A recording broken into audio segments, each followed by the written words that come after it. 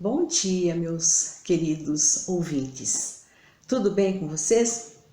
Já estamos na metade do mês de outubro, caminhando para o final de 2021 e estamos passando, estamos vencendo. Eu creio que você pode agradecer a Deus porque você chegou até aqui.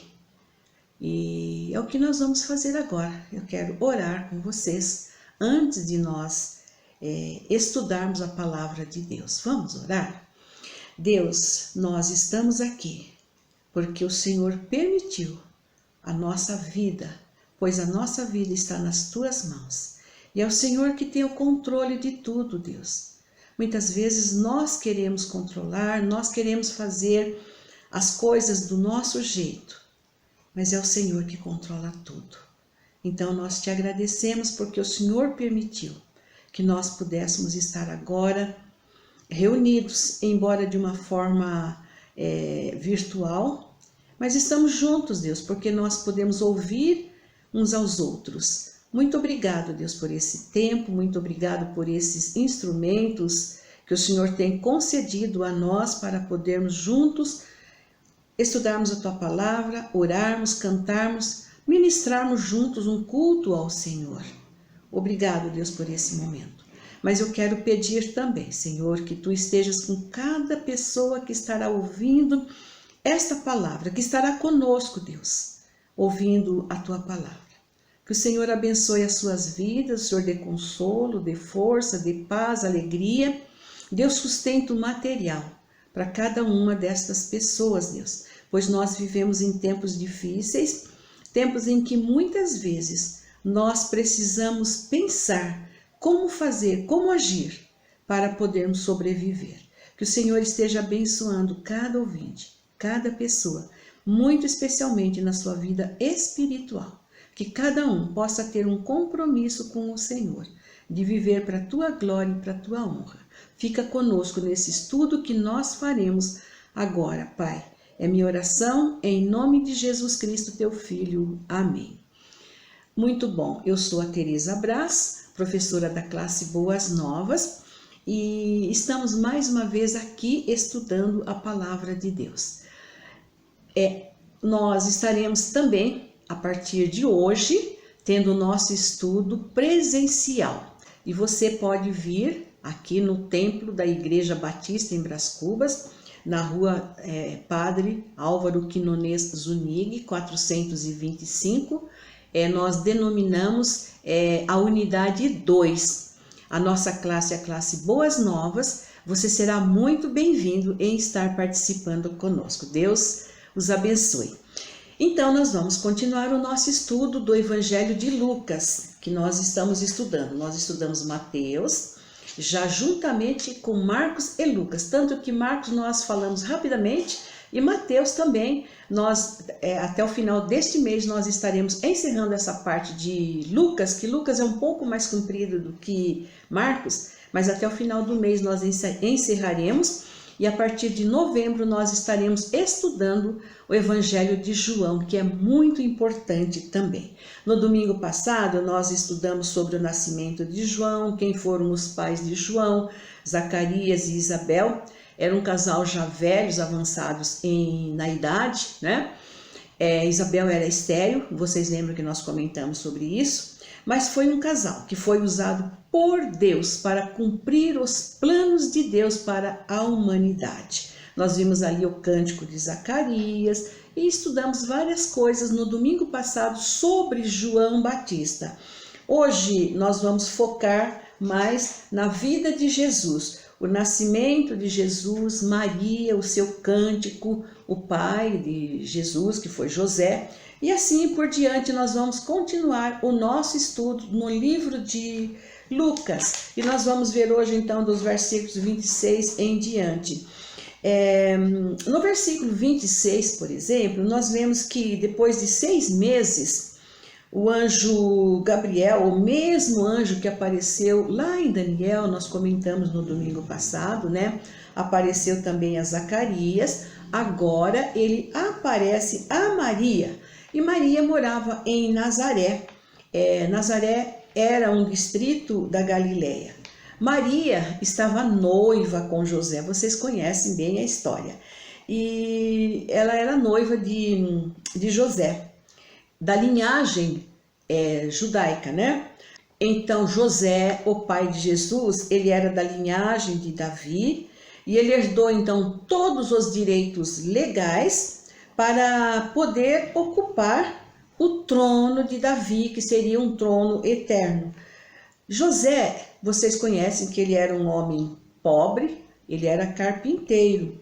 E eles estavam noivos, e quando naquela época um noivado já significava praticamente que era um compromisso sério, um compromisso de casamento, e só poderia ser quebrado por um decreto legal, que no caso era o divórcio.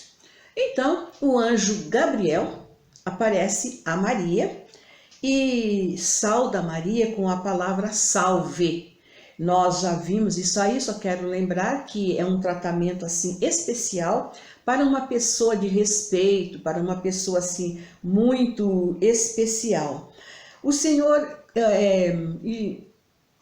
Lucas, ele continua dizendo ali, registrando que nesse cumprimento, o anjo fala a Maria que o Senhor é contigo. Não temas, Maria, pois o Senhor achou graça em você. Maria ficou espantada, mas o anjo acalmou Maria e lhe deu a notícia de que o Senhor a escolhera para ser mãe do Messias, o tão esperado dos judeus. Nos versos 31 a 33, o anjo orienta Maria para que ela colocasse aquele bebê que viria a nascer, colocasse nele o nome de Jesus. Sabemos que Jesus é o personal principal, a principal personagem do livro de Lucas, ou também podemos dizer da Bíblia toda. Jesus é a principal personagem da história de Deus. E Deus usou então Lucas para inserir Jesus na história da humanidade como uma pessoa, como gente, como humano, um bebê frágil, um bebê vulnerável como qualquer um outro bebê. Porém, ele era diferente, porque ele seria grande e seria o filho do Altíssimo, e não filho de José, que era o noivo de Maria, como nós falamos.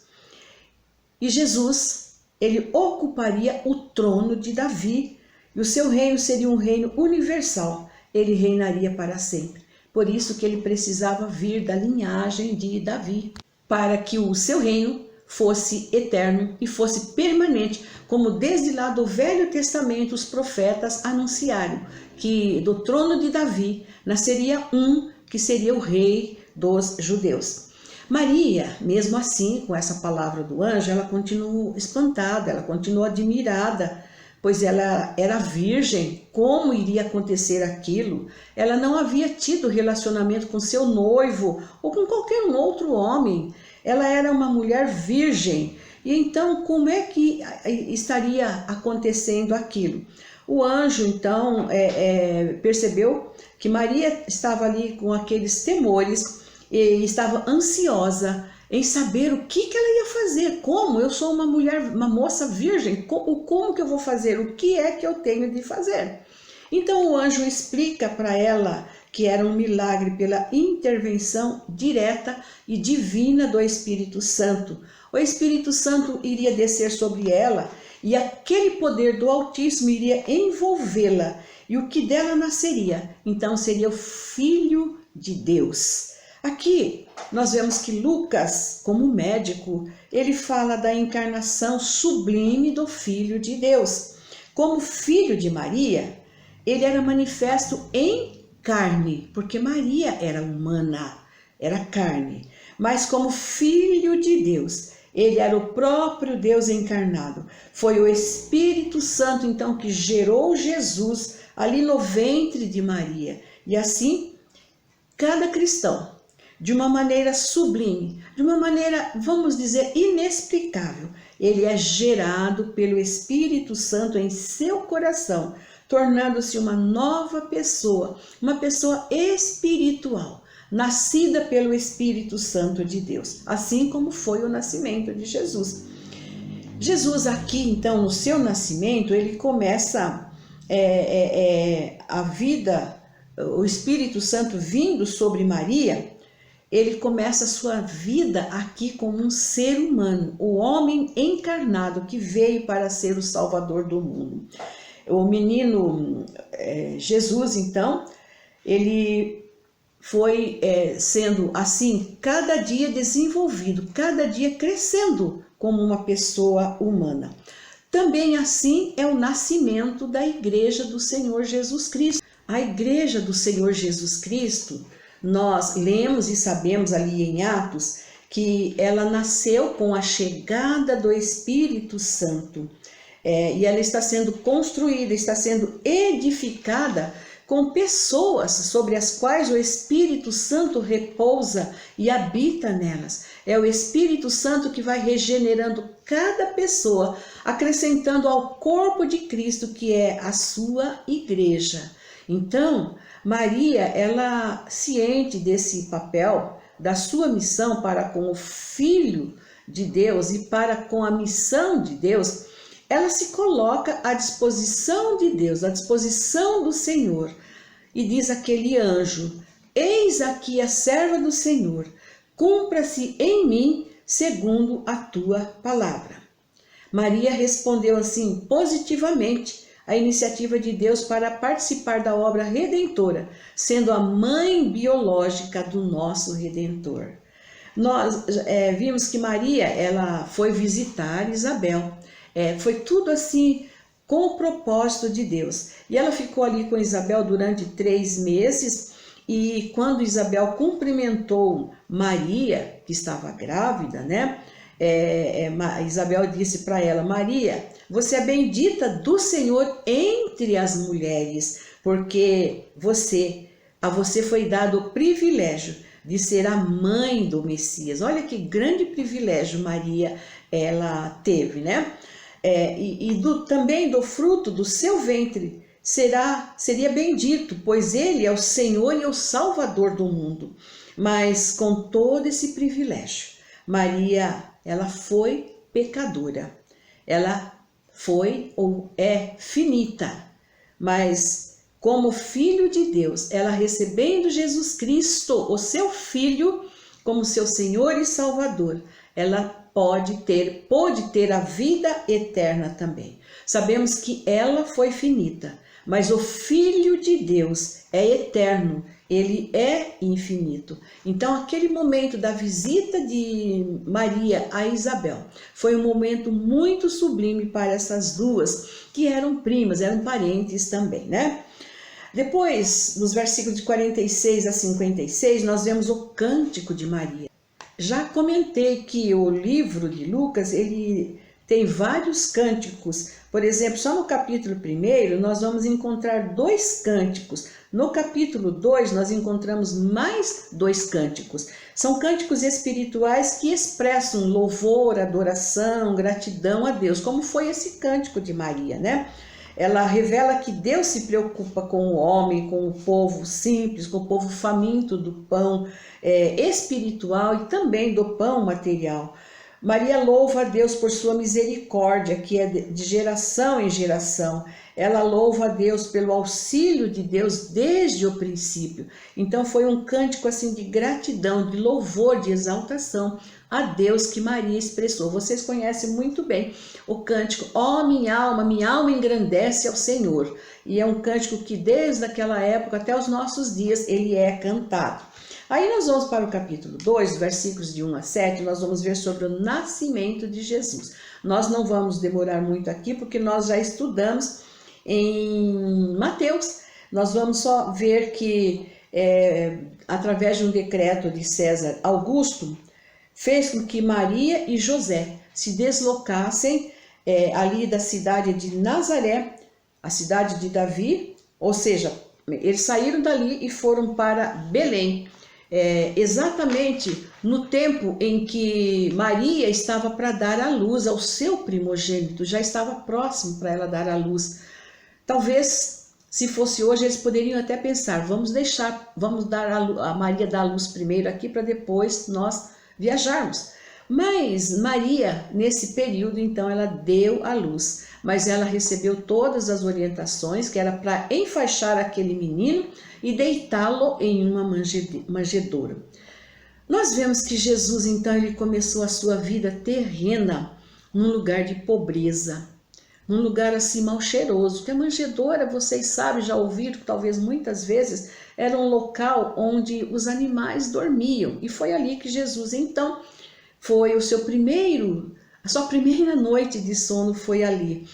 E ele começou então nesse lugar humilde, pobre, e ele terminou então a sua vida aqui na terra, com momentos de dor, de zombaria, de provocação, de agonia, enfim, crucificado numa cruz. Enquanto Jesus viveu aqui sobre a face da terra, a Bíblia diz que ele não tinha onde reclinar a cabeça, ele não tinha onde descansar.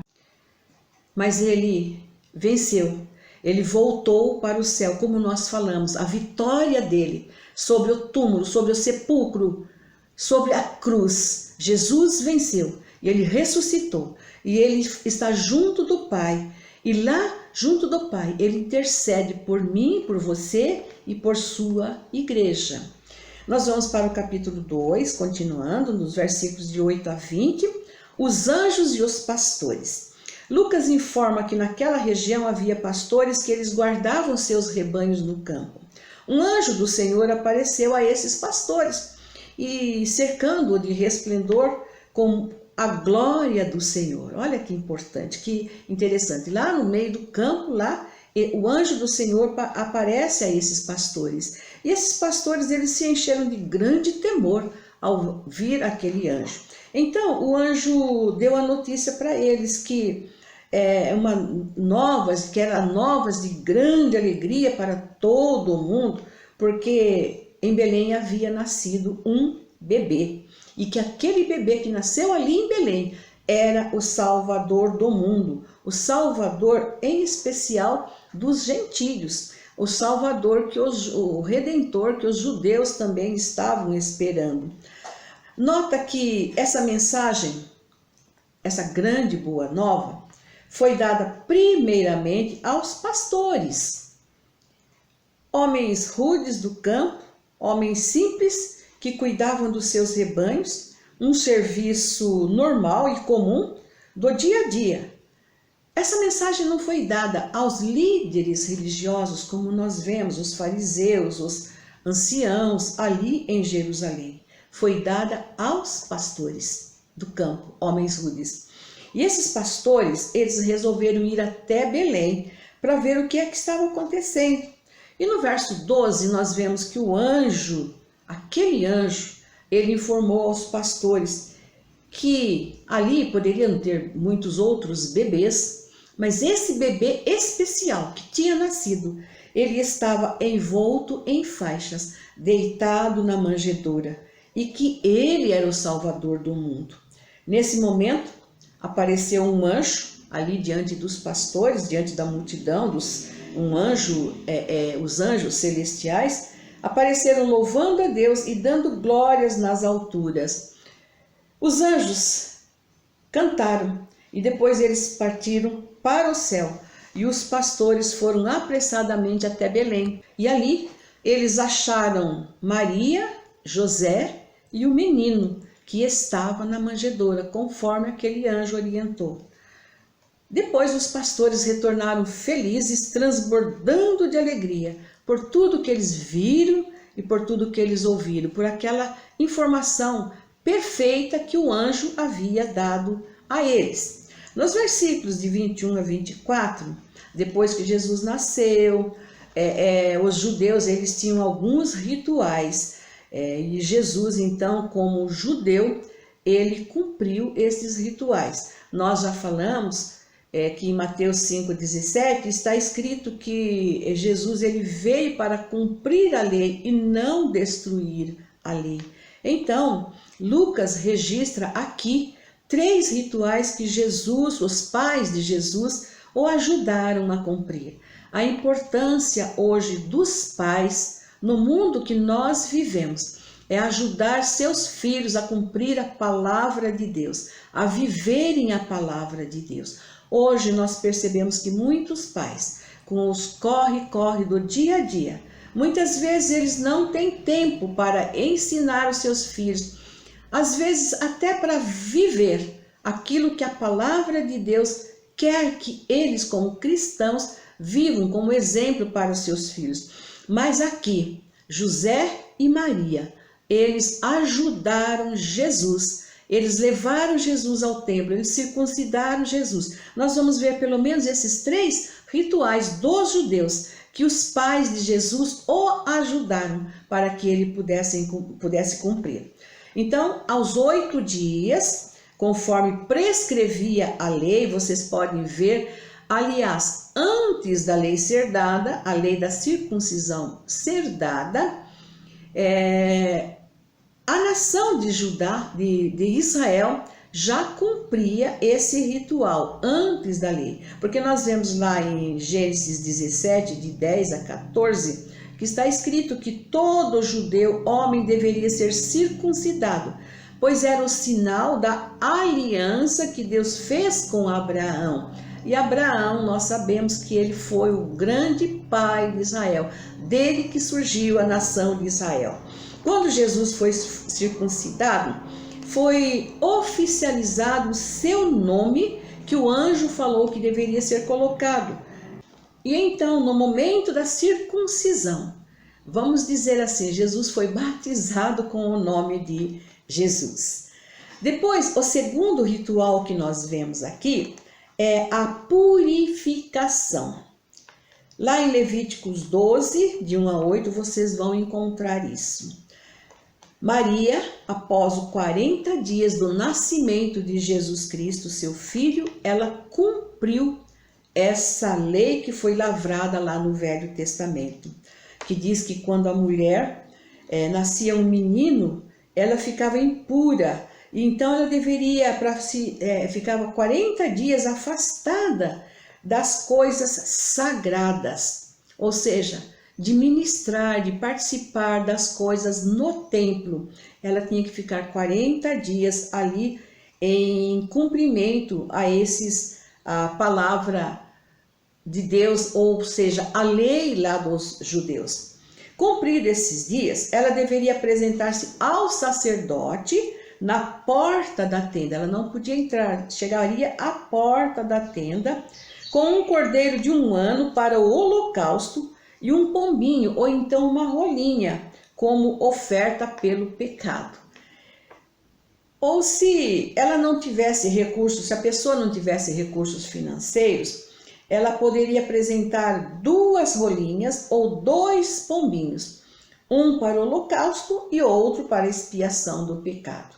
Os pais de Jesus, eles cumpriram esse ritual.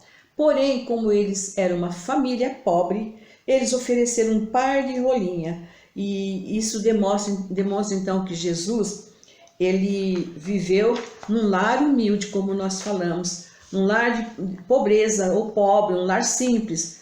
Porém, ao lado de pais justos, de pais tementes a Deus, como nós lemos em Lucas 1:6. Pais que ajudaram ele a crescer, a se desenvolver como criança, como menino que ele foi também. O terceiro ritual que nós vemos aqui em Lucas foi a apresentação de Jesus em Jerusalém.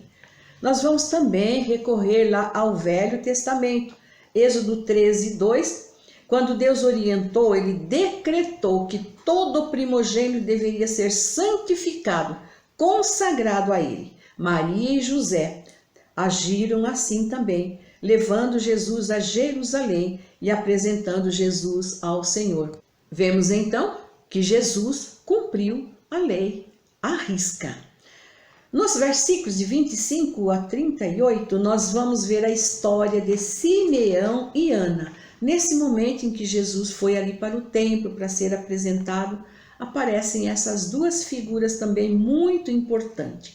Simeão era um judeu piedoso, um homem dedicado a Deus que esperava com fé e paciência, com grande anseio, a vinda do Messias. Ele era idoso, mas ele era cheio do Espírito Santo. E pelo Espírito Santo ele foi ao templo no momento em que os pais de Jesus levaram Jesus para apresentá-lo ao Senhor.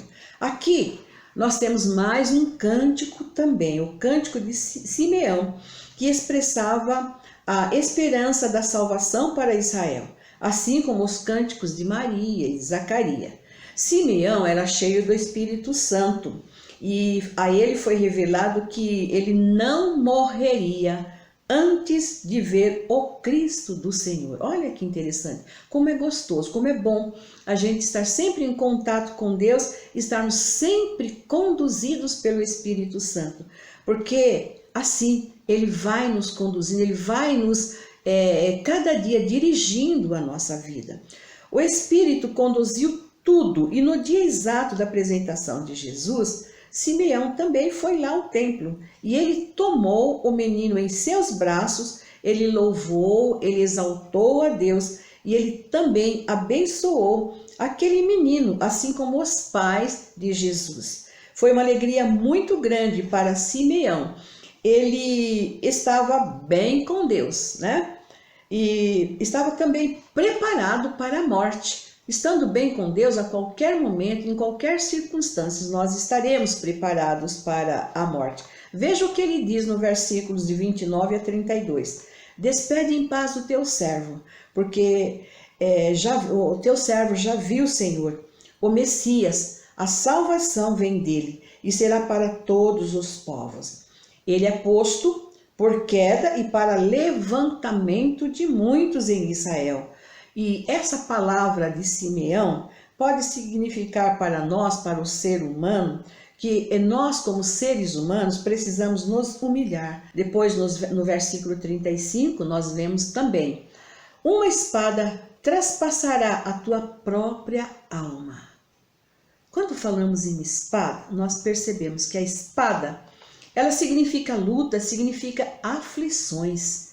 E Maria passaria por todas estas lutas e aflições quando o seu filho fosse crucificado. Nós falamos, Jesus foi um menino, foi de um nascimento especial para Maria. Agora aqui, a espada vai traspassar a sua alma, vai ferir a sua alma. Porque eu acredito que para uma mãe que vê um filho nascer, um filho especial assim no sentido de que ele seria o Salvador do mundo. Agora, saber que o seu filho vai ser crucificado, vai morrer numa cruz, eu acho que isso foi assim muito duro, muito pesado, como uma espada ali no coração de Maria. Por outro lado, nós sabemos que os que querem viver também em Cristo Jesus, como está escrito lá em 2 Timóteo 3,12, padecerão perseguições. Tem que pagar o preço. E é essa espada no dia a dia, na nossa vida, como cristãos que nós vivemos. Isso significa que quando nós recebemos Jesus, essa espada vai nos atingir também, vai nos ferir também. Porque o próprio Jesus, ele disse, aquele que quiser ser meu discípulo, deve levar a sua cruz. Nós já estudamos isso. Vai padecer sim perseguições. Tudo isso porque nós recebemos Jesus e nós queremos viver, ter uma vida que glorifique o seu nome, que exalte o seu nome.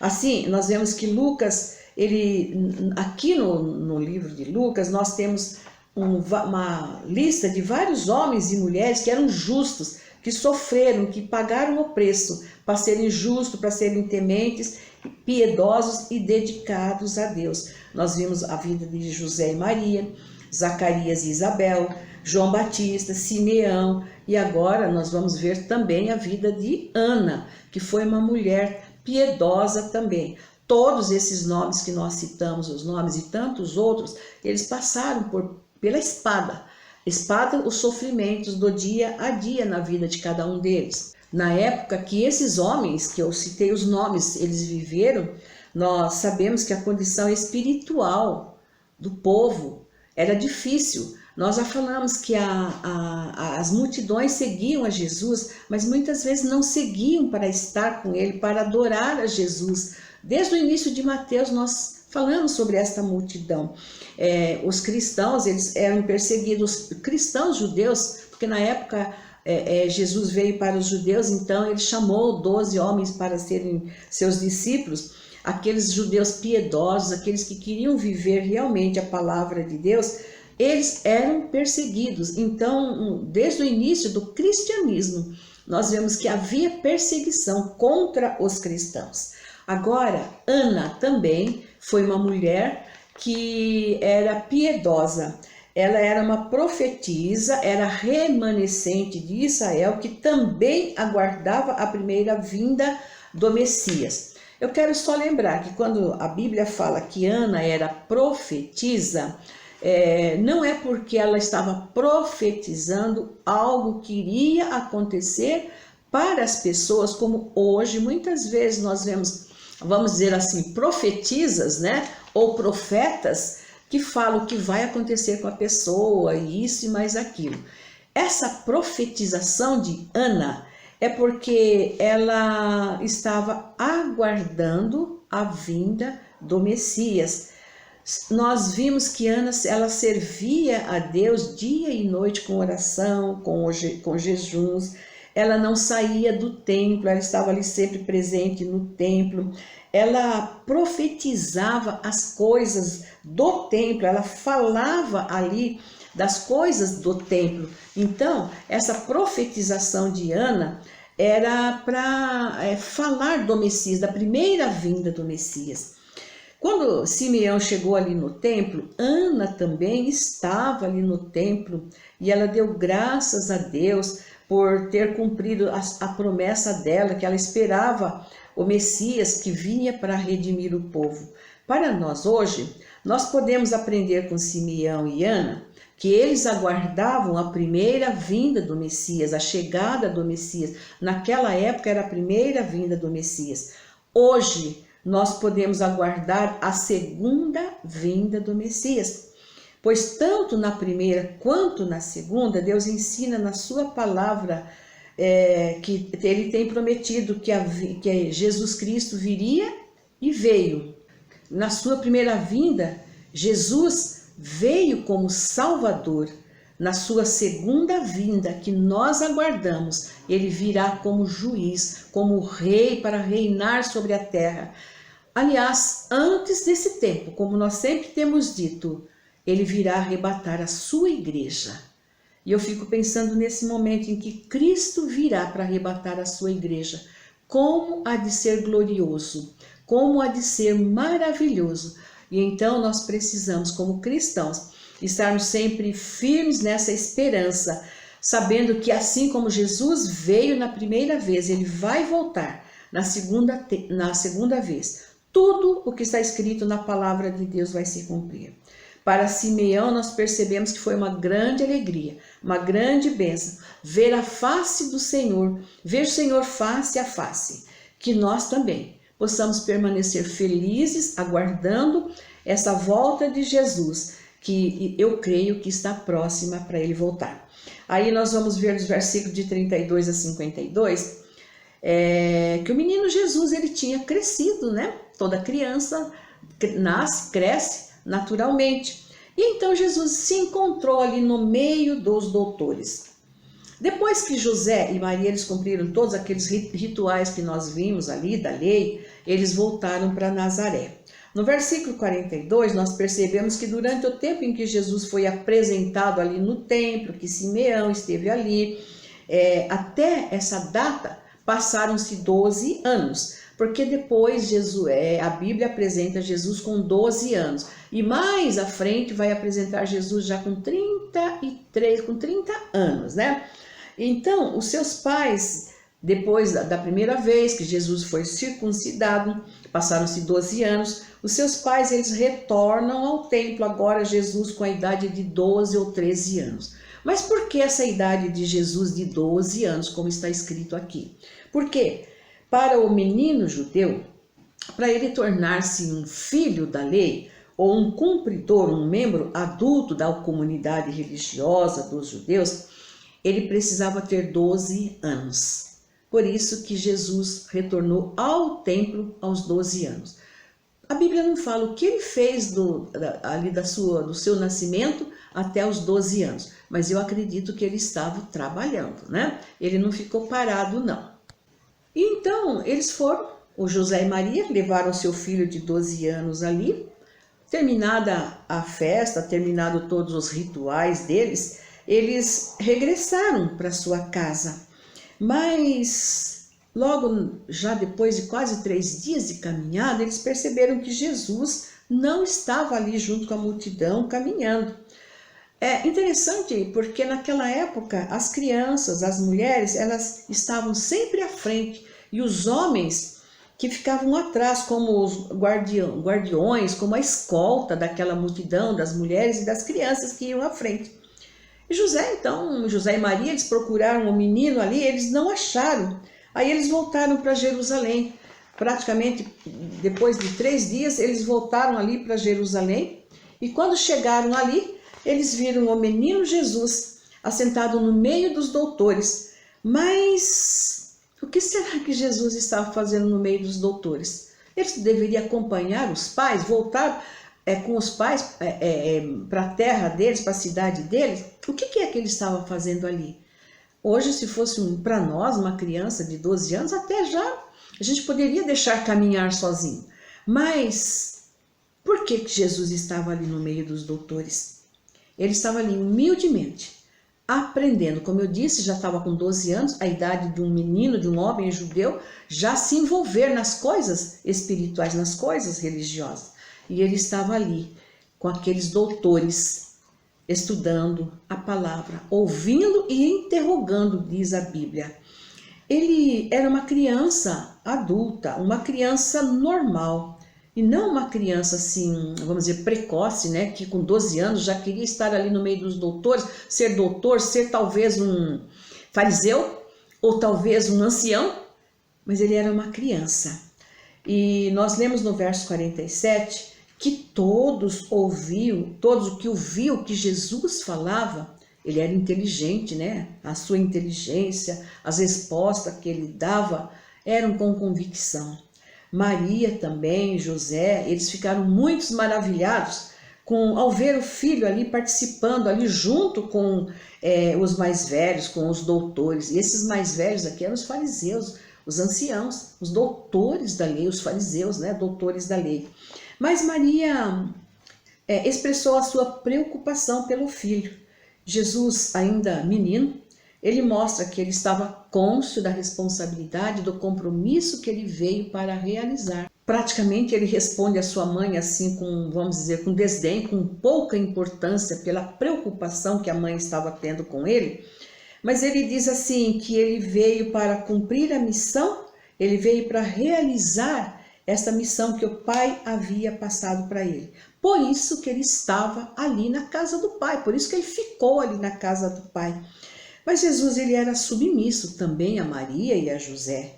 No versículo 52, nós vemos que Jesus crescia, ele se desenvolvia, então ele precisava se desenvolver na sua vida física, na sua vida espiritual, em todos os sentidos. Aí, aqui no versículo 52, Lucas narra pelo menos 3 tipos de desenvolvimento de Jesus. O desenvolvimento físico, ele crescia e se fortalecia, seguindo o mesmo desenvolvimento físico e normal de qualquer criança. Ele aprendeu a andar, brincar, se alimentar, trabalhar, como qualquer criança.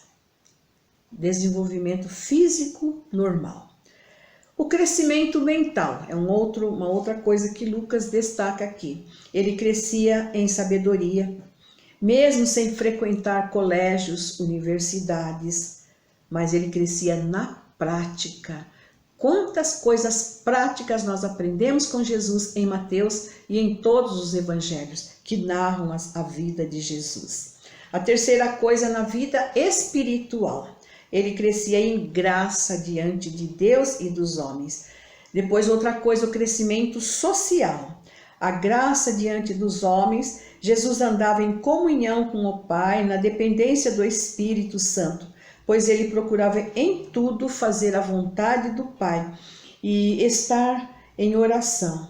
Os seus pais, eles eram piedosos, como eu disse, eles ensinaram Jesus. Jesus aprendeu também a ser piedoso. E se é que nós podemos assim dizer, né?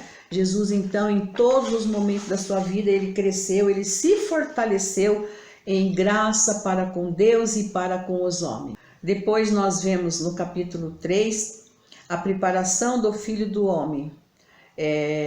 João, ele veio preparando o povo para a chegada de Jesus, o Filho do Homem, que nós já vimos. Nós já estudamos também que foi a palavra de Deus que veio ali a João no deserto, para que João preparasse então, para que João batizasse Jesus, João batizasse aqueles que vinham a ele para o arrependimento.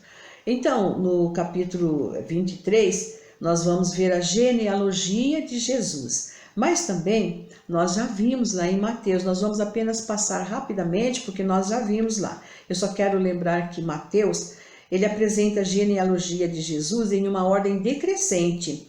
Ele começa escrevendo, livro da genealogia de Jesus Cristo, filho de Davi. E daí ele chega lá até José, que foi o marido de Maria.